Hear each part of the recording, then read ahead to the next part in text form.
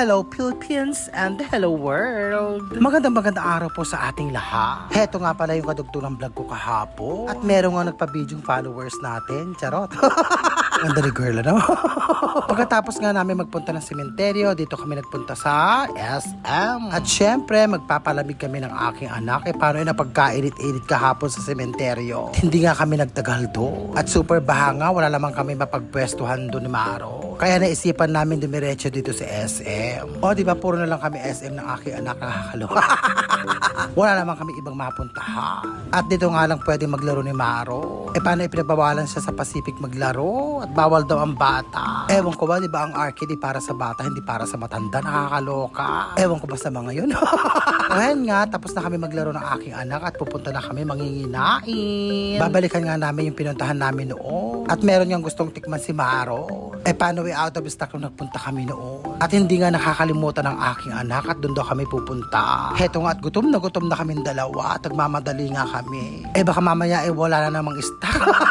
Kaloka. So ayun nga, bago kami magpunta doon, sabi ko kay Maron, pumasok muna dyan para i-video ko. At napakadami nga nagpapapicture dyan. Syempre, hindi kami magpapahuli ng aking anak. Napakadami nga ngayon palamuti ngayon sa SM. Gaya noon, iisang party lang. Ngayon, kahit saang sulok meron. Kaya marami kang pagpipilian. So ayun nga, at nandito na kami sa Bonchon. Yan ang gustong tikman ni Maro na out of stock noon. O diba, parang napakasarap, nakakaloka.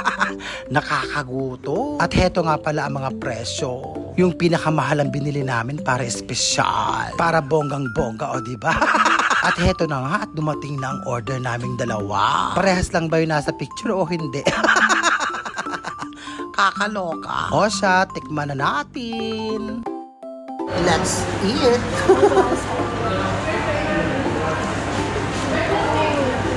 Manamis-namis ang lasa nito. Meron siyang tokwa, konting